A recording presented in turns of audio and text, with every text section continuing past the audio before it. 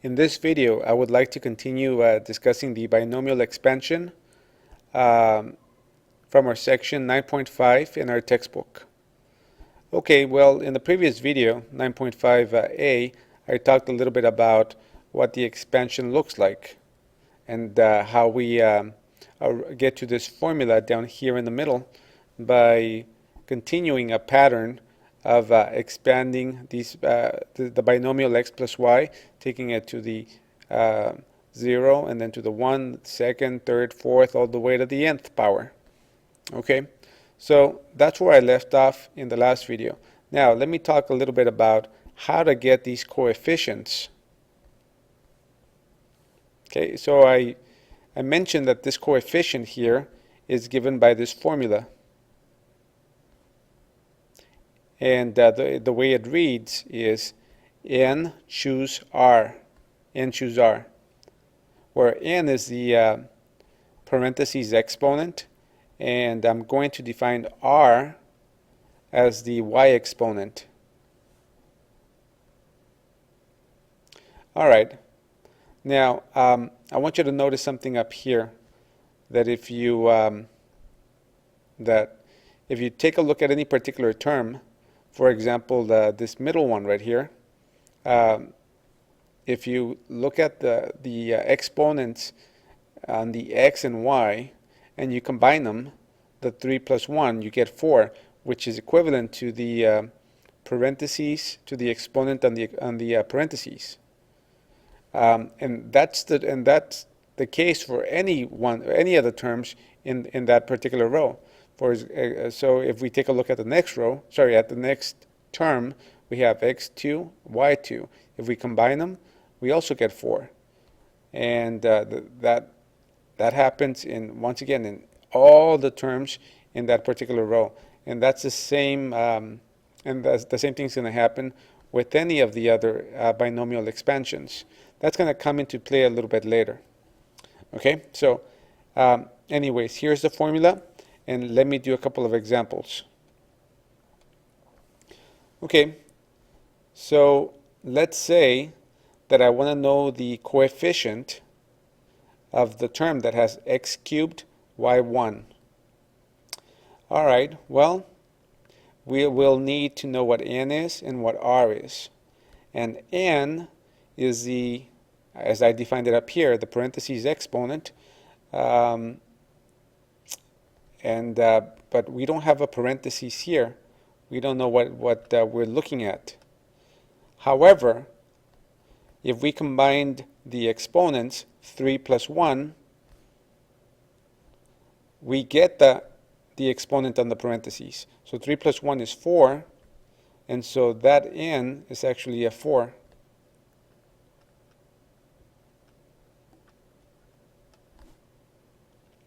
Okay, so n is 4. And the other thing that we need to to use this formula here is r. And r, the way I defined it again, is the y exponent. So r is 1. Okay, so we're going to plug them. So we're going to find 4 choose 1. So we plug them into this formula here, 4 factorial, and we plug in the r. And factorial, let me remind you guys that 4 factorial is 4 times 3 times 2 times all the way till you get to 1. And then 4 minus 1 factorial, that's just the same thing as 3 factorial, or 3 times 2 times 1. Now, the 3 factorial can cancel out with the 3, 2, 1 in the numerator, leaving you just the 4. 4 divided by 1 factorial, or 4 divided by 1, is 4. So the answer here is 4. Now remember the term here. The term is the one that has x cubed y1. Let me show you up here where that term is. x3y1 is right here. It's in the expansion that's to the 4th power, and it's 4. Okay, so in the same way we can get the 6 over here in the next term after that, or the 4, or any of the coefficients in any one of these terms. All right, well, let me continue. Let me do another example. Okay, so here we have a different term, x to the 10th, y to the 2nd, and what is this coefficient here? All right, well, once again, to use the formula, and choose r, we need n and r. N we can get by adding the 10 and the 2 here. So the combined exponent is 12. And r, again, is the y exponent, so y is equal to 2, or r is equal to 2. Okay, so we do 12, choose 2.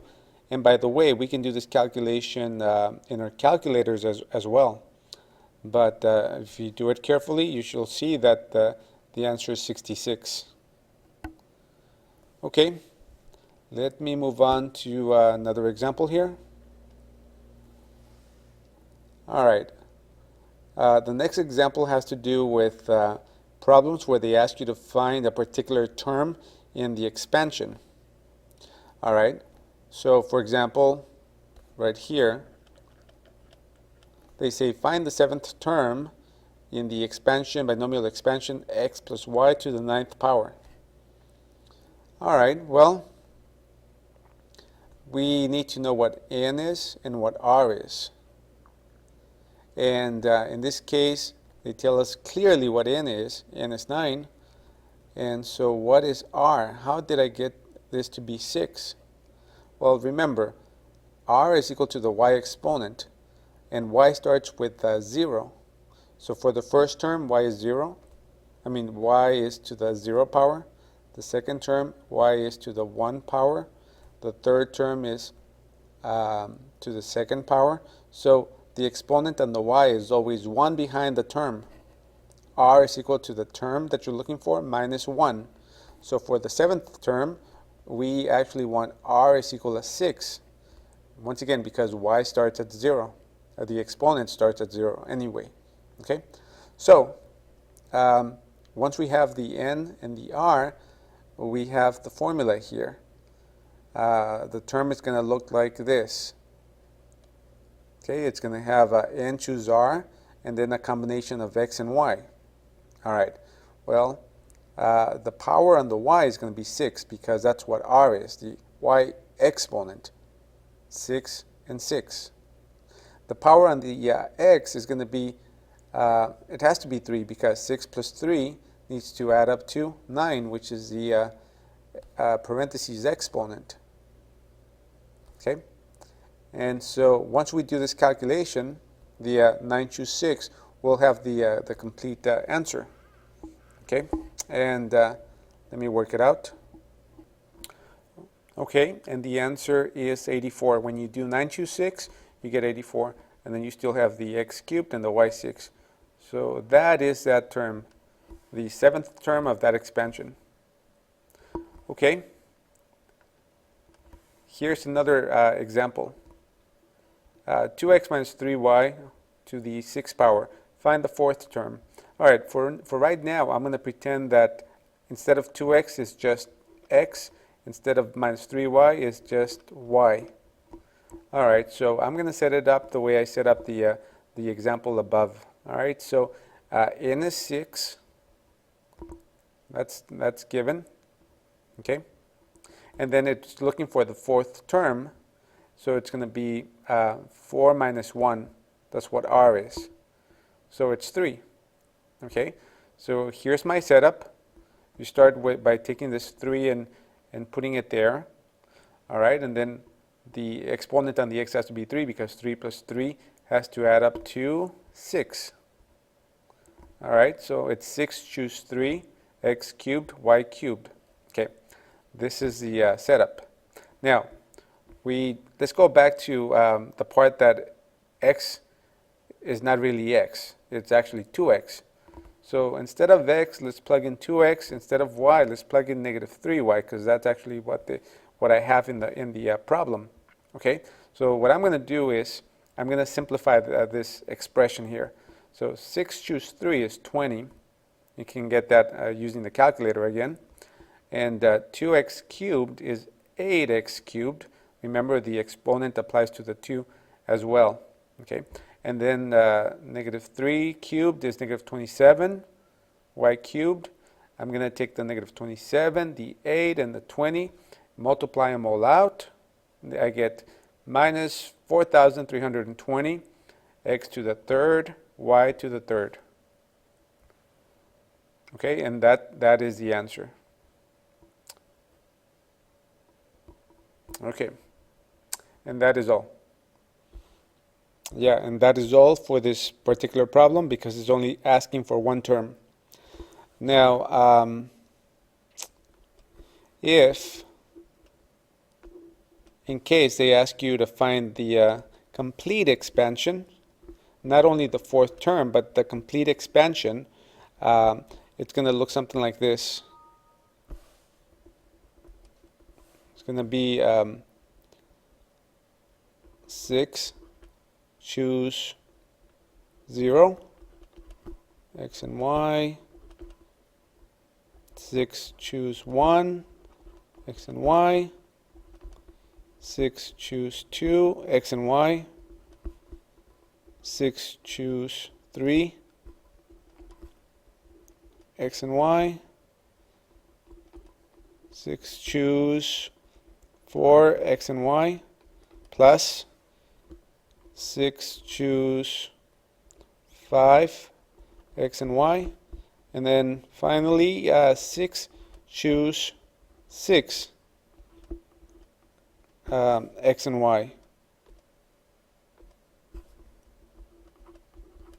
And then the exponents are going to go like this.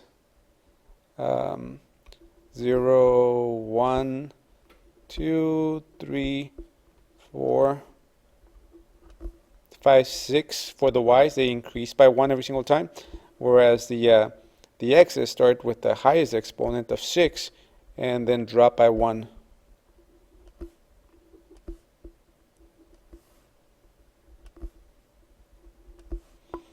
Okay, so now we just did the third term, 1, 2, 3. We did this one right here.